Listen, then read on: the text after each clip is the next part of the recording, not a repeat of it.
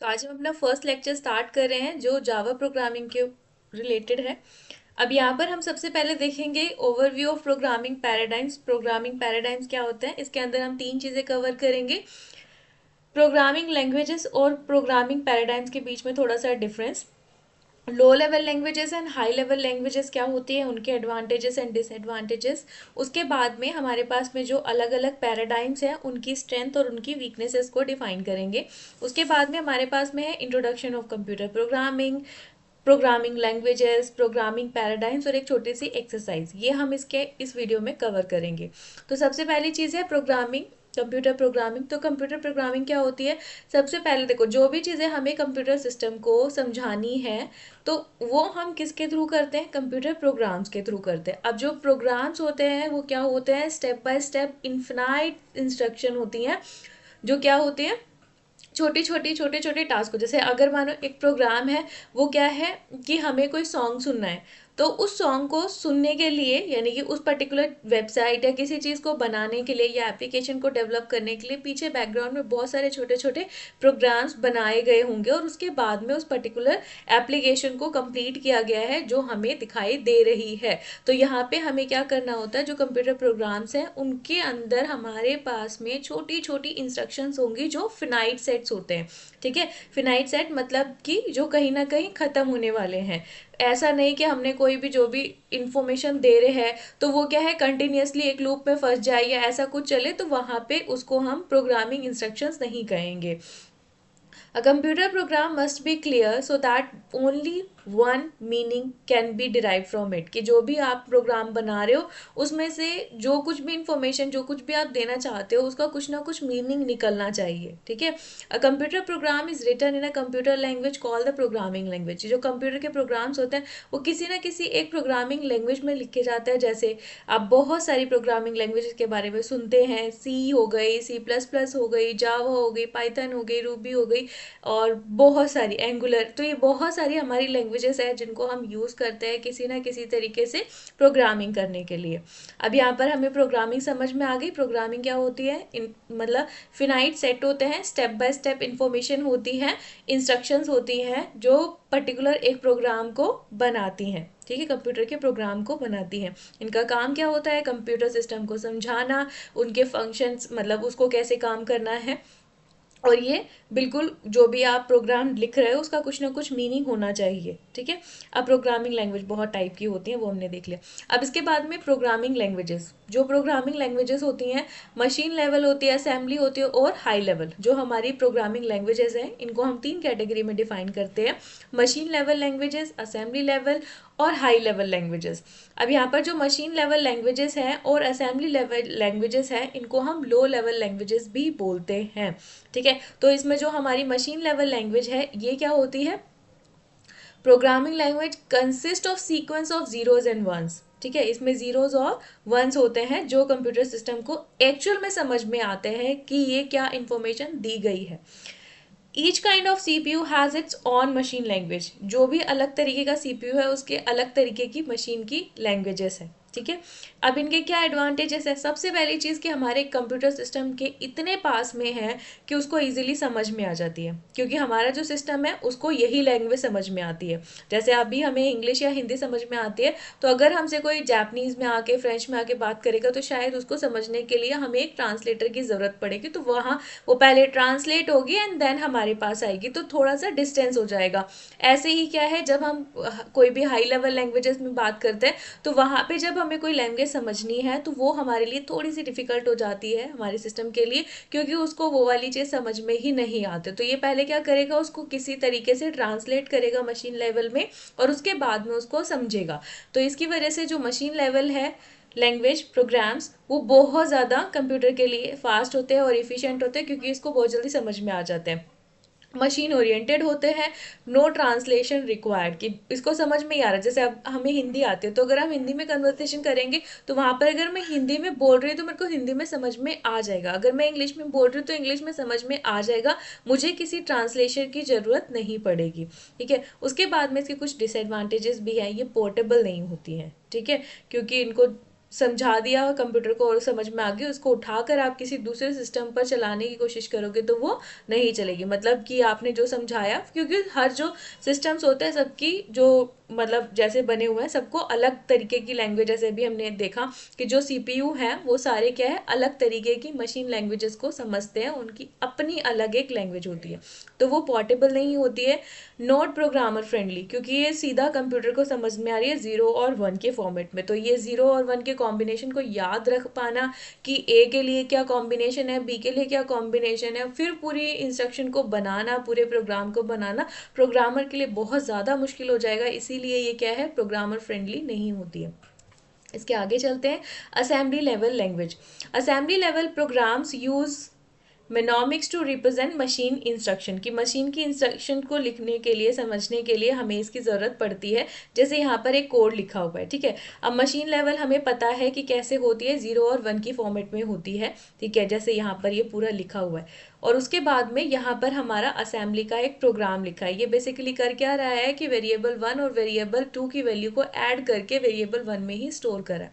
तो ये क्या करेगा, जो असेंबली प्रोग्राम होता है वो क्या करता है, मूव करा है, यानी कि ये ए एक्स की वैल्यू, मतलब जो हमारा वेरिएबल 1 है उसकी वैल्यू को ए एक्स में पहले स्टोर करा रहा है, ये एक रजिस्टर है। उसके बाद में यहाँ पर हम क्या कर रहे हैं, ये जो वेरिएबल 2 है उसकी वैल्यू को भी हम ऐड करके, ये देखो जो हमारी वेरिएबल 1 की वैल्यू थी वो कहाँ आ गई, ए एक्स में आ गई। अब ये जो वेरिएबल 2 है उसकी वैल्यू को क्या करेगा, ए एक्स के साथ में ऐड करेगा, तो यहाँ पर हम ऐड का यूज करें।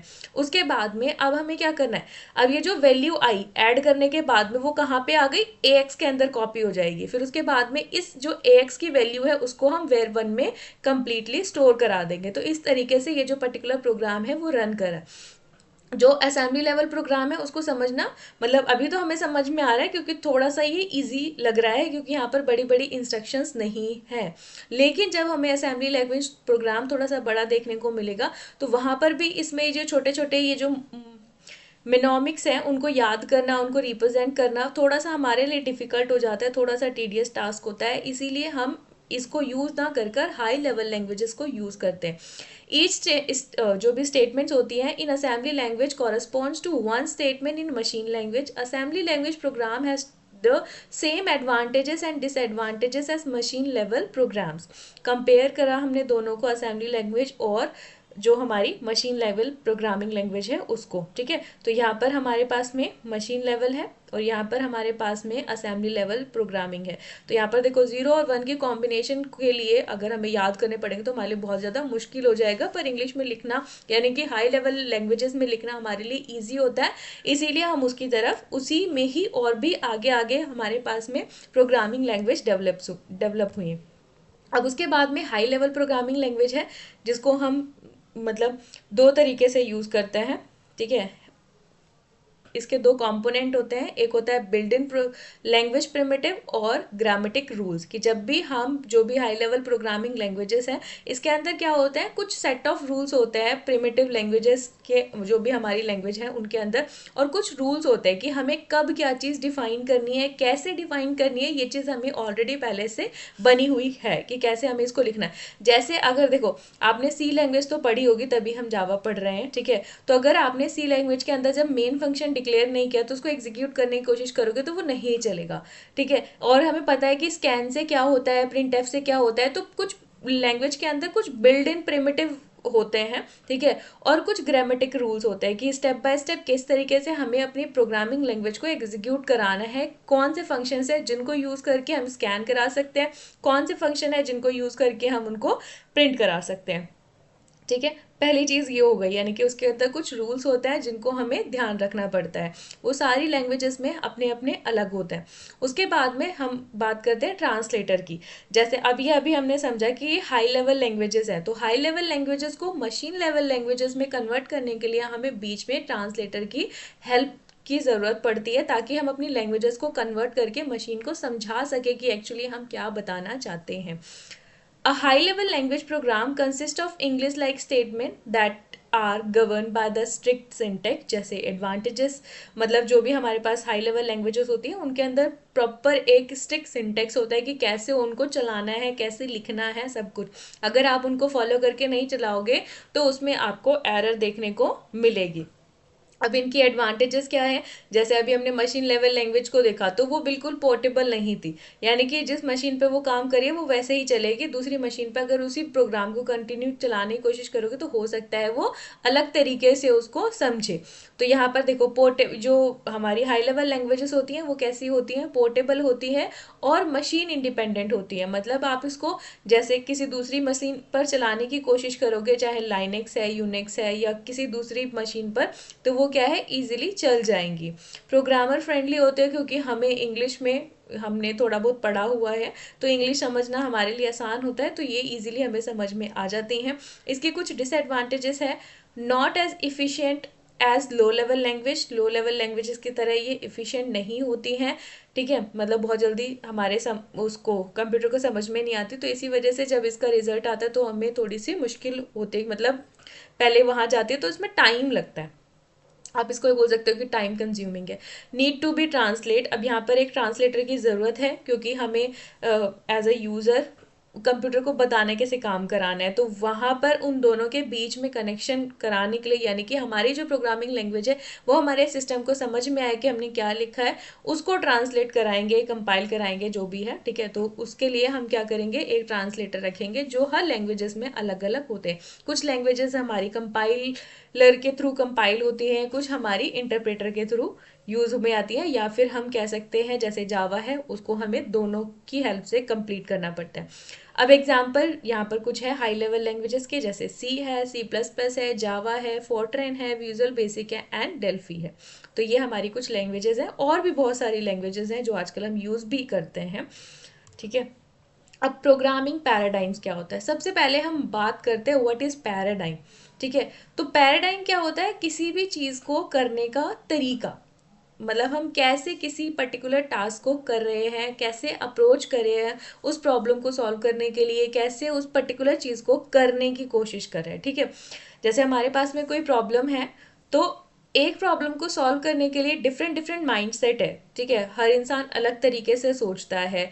तो ऐसे ही क्या है, जब हम किसी भी प्रोग्रामिंग लैंग्वेज की बात करें तो उसको अलग पर्सन ने ही बनाया है, तो उसका जो माइंडसेट था, जैसे उसके थॉट, जैसे उसके मतलब दिमाग में जो चीज़ क्रिएट हुई, उसके बेसिस पर उसने प्रोग्रामिंग लैंग्वेज का एक मतलब स्ट्रक्चर या फिर उसकी अप्रोच को प्रिपेयर किया, ठीक है। इसीलिए जो भी यहाँ पर देखो हमारे पास में 300 ऑफ प्रोग्रामिंग लैंग्वेजेस हैं, ठीक है, जो हम यूज़ करते हैं, जिसमें से बहुत सारे हम फेमिलियर भी हैं जिन लैंग्वेजेस से, पर उन सभी लैंग्वेजेस में अलग अलग तरीके की पैराडाइम्स है, ठीक है, यानी कि अलग अलग डिफरेंट डिफरेंट वेज है कि कैसे किस लैंग्वेज में किस पर्टिकुलर चीज़ को सॉल्व किया जाता है।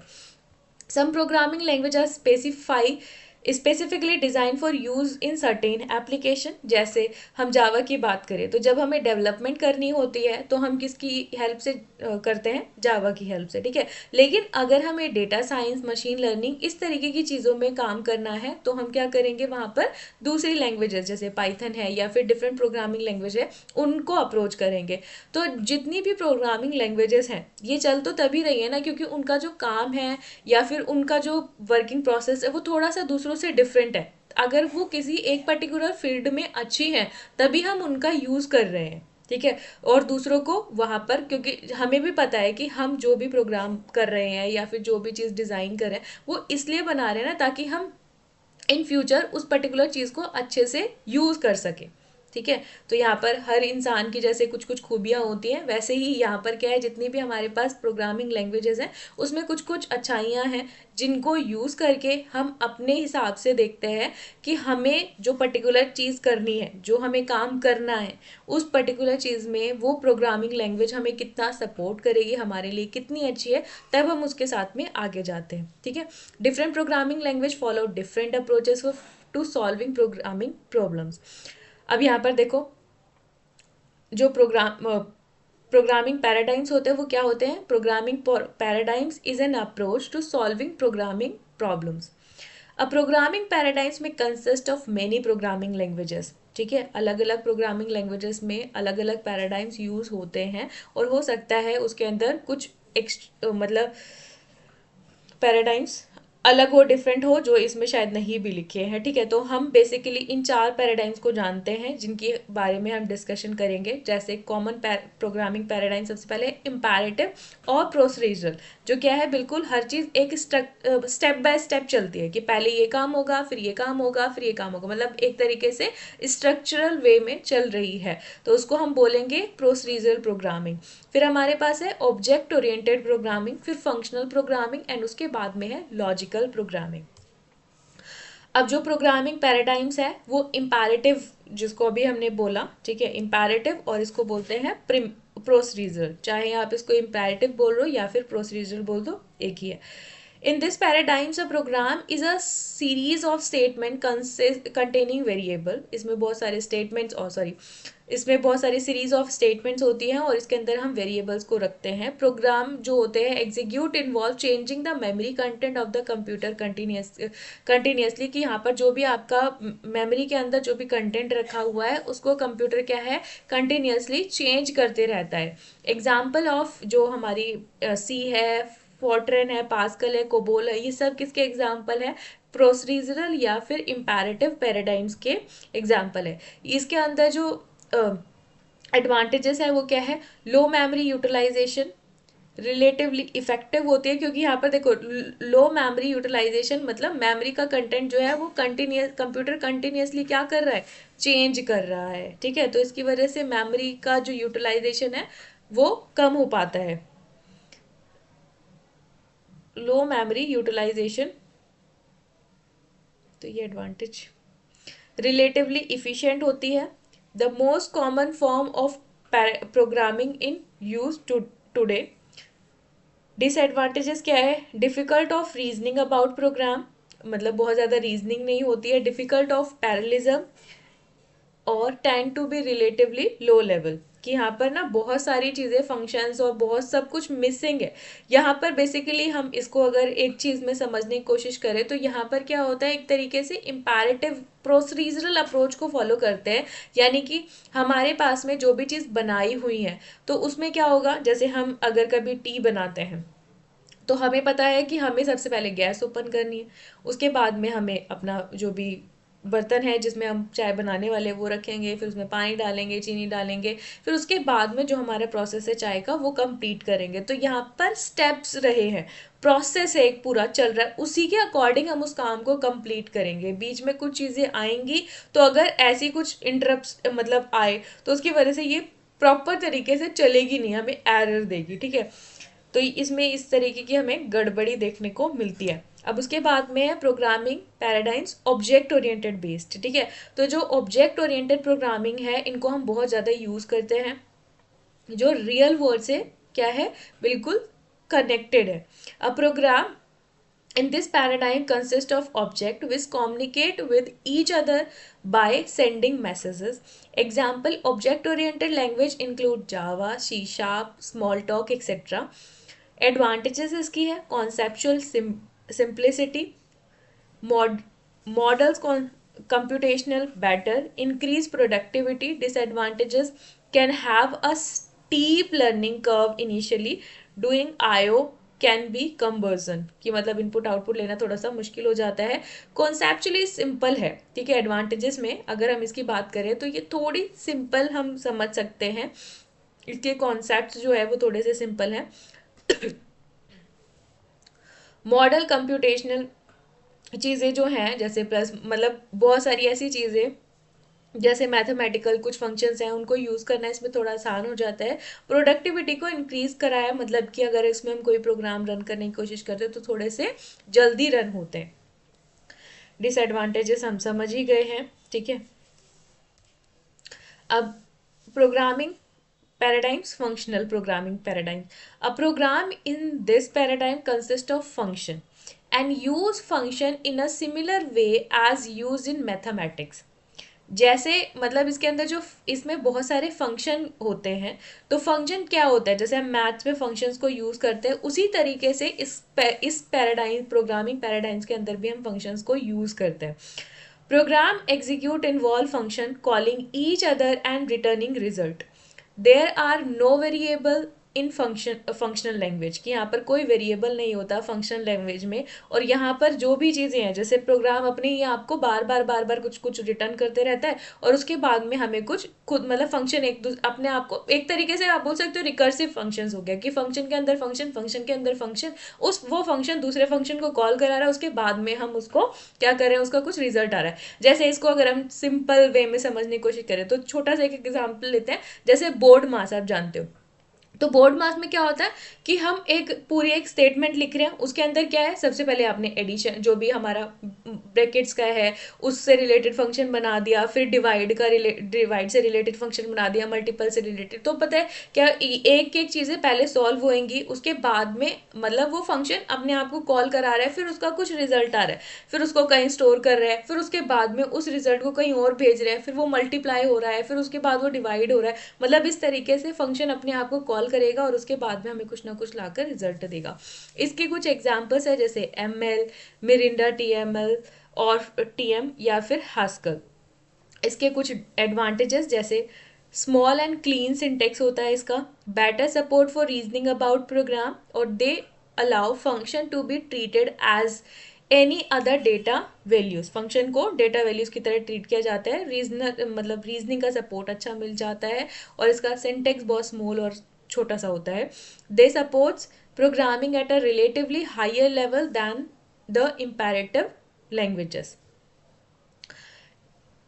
मतलब ये प्रोग्रामिंग लैंग्वेज जो है वो क्या है, हायर लेवल रिलेटिवली जो हमारी इम्पेरेटिव लैंग्वेजेस है उसे थोड़ी सी हायर लेवल लैंग्वेज आप बोल सकते हो। डिसएडवांटेजेस इसकी हैं जैसे डिफ़िकल्ट होती है ऑफ डूइंग इनपुट आउटपुट लेने में थोड़ी सी हमें डिफ़िकल्टी आती है क्योंकि इसका छोटा सा सिंटेक्स होता है और बहुत सारी मतलब फंक्शंस को इसमें कॉल कराया जाता है। ठीक है, functional language use more storage space than their imperative cousins. अब देखो जो हमने इम्पेरेटिव लैंग्वेज में पढ़ा उसमें हम मतलब स्पेस जो है मेमोरी का कम लेते हैं, लेकिन फंक्शन के अंदर क्या होता है जब एक ही फंक्शन दूसरे फंक्शन को कॉल करा रहे हैं तो उसकी कुछ वैल्यू भी आएगी, तो उसको कहीं स्टोर कराएगा, फिर उसकी वैल्यू आएगी। तो जैसे हमें पता है कि जो हमारा फंक्शन होता है वो क्या है, स्टैक के अंदर रखकर फिर अपनी आपकी वैल्यूज को मतलब क्या करता है, उसको कंप्लीट करता है और लास्ट में जाके हमें रिजल्ट देता है। तो इसकी वजह से हमारा जो मेमोरी स्पेस आप बोल सकते हो, स्टोरेज स्पेस जो है वो बहुत ज़्यादा वेस्ट होता है या लगता है इसके अंदर। उसके बाद में है logical paradigms. A program is the logical paradigm consist of set of predicates and rules of inference. जो हम पढ़ते हैं ना लॉजिकल मतलब predicates and rules of inference. Predicates are statement of facts like the statement that says what is wet, water is wet। ठीक है, ये सब कुछ ना आपने डिजिटल लॉजिक में पढ़ा होगा। जैसे कि हम ये बताते ना कि ये वाली चीज़ इससे रिलेट करेगी कि अगर ये ट्रू है तो ये ट्रू होगी। ठीक है, इस तरीके से। तो if X is human then X is mortal, कि अगर एक्स ह्यूमन है तो वो मॉर्टल है। तो ये क्या है, एक तरीके का रूल्स ऑफ इन्फ्रेंस है। तो इस तरीके के लॉजिक्स को जब हम यूज करते हैं तो वो होती है हमारी प्रोग्रामिंग लॉजिकल प्रोग्रामिंग पैराडाइम्स। ठीक है, the predicates and the rules of inference are used to prove statement that the programmer supplies। कि जो भी हम वहाँ से कुछ ना कुछ स्टेटमेंट्स देंगे तो उनको ये अपने बेसिस पे उन इन्फ्रेंस रूल्स को यूज़ करके उसको प्रूव करेगा कि ये स्टेटमेंट ट्रू है नहीं है या फिर इस तरीके की चीज़ें। तो जैसे अभी हमें पता है कि जो प्रोलॉग है वो ये जो चीज़ है वो एक्चुअली लॉजिक जब हम क्रिएट करते हैं तो एआई में बहुत सारे लॉजिक्स लगते हैं, तो उन लॉजिक्स को सॉल्व करने में उन कॉन्सेप्ट को समझने में हमें इस लैंग्वेज की ज़रूरत पड़ती है, जैसे प्रोलॉग। ठीक है, अब इसके कुछ एडवांटेजेस हैं जैसे good support for reasoning about program को रीजनेबल बनाता है, रीजनिंग बहुत सारी इसके अंदर होती हैं। Can lead to concise solution to problem, कि मतलब इसके अंदर ये क्या करते हैं, बहुत सारी स्टेटमेंट्स दी, उसके अंदर इन्फ्रेंस रूल्स लगाए और उसके बाद में उसका कुछ ना कुछ हमें छोटा सा सोल्यूशन मिलता है। जैसे अगर आपने कभी डिजिटल लॉजिक्स के अंदर बहुत सारी स्टेटमेंट्स को देखा होगा कि ये इससे मिलती है फिर ये इससे मिलती है, मतलब हमें कई बार ऐसे कुछ मतलब स्टेटमेंट्स देकर फिर जैसे एग्जाम्स में क्वेश्चंस भी आता है कि अगर लाइक रीजनिंग और असरेशंस करके, ठीक है, कि ये वाली चीज़ अगर ट्रू है, कंक्लूजन हमें कुछ दे दिया, अगर ये चीज़ ट्रू है तो ये क्या होगा, ठीक है, ये स्टेटमेंट इससे मैच कर रही है या नहीं कर रही है। तो जब ऐसी चीज़ें आती हैं तो वहाँ पर हम इसको यूज़ करते हैं। और यहाँ पर जब हमें बहुत सारी स्टेटमेंट्स हैं तो उनको हमें उसमें से क्या क्या सोल्यूशन मिल रहे हैं, क्या उनका कंक्लूजन मिल रहा है, तो वो इन सबको एक छोटा सा सोल्यूशन क्रिएट करके हमें दे देती है। डिसएडवांटेजेस, लो एग्जीक्यूशन होता है इसका, क्योंकि बहुत सारे लॉजिक लगे हुए तो इसको समझने में थोड़ा सा टाइम लग जाता है। Limited view of the world, क्योंकि यहाँ पर this means the system does not know about the fact they that are not its predicates and rules of inference, की मतलब जो इसके अंदर रूल्स ऑफ जो पहले से प्रेडिकेट्स और इन्फ्रेंस के रूल्स दिए हुए हैं वो तो इसको समझ आते हैं, लेकिन अगर उससे ज़्यादा कुछ इसको समझाने की कोशिश करोगे तो वो उसको समझ में नहीं आता। तो इसका थोड़ा सा जो वर्ल्ड है वो लिमिटेड है। Difficulties in understanding and debugging large problems, छोटी छोटी प्रॉब्लम्स तो लॉजिकल इन्फ्रेंस की सॉल्व हो जाती हैं, लेकिन जब हम इसको बड़ी प्रॉब्लम्स को सॉल्व करते हैं तो वहाँ पर हमें थोड़ी सी मुश्किल आती है, ठीक है, क्योंकि समझ में नहीं आता कि क्या किससे मैच करा है, क्या चीज़ है, तो यहाँ डिफ़िकल्टी होती है। ठीक है, आई होप कि आपको ये समझ में आया होगा। अब थोड़ा सा और आगे बढ़ते हैं। ये कुछ क्वेश्चंस हैं, आप ट्राई करना कि आप इनको करें। उसके बाद में हम लेक्चर 2 में मिलते हैं। थैंक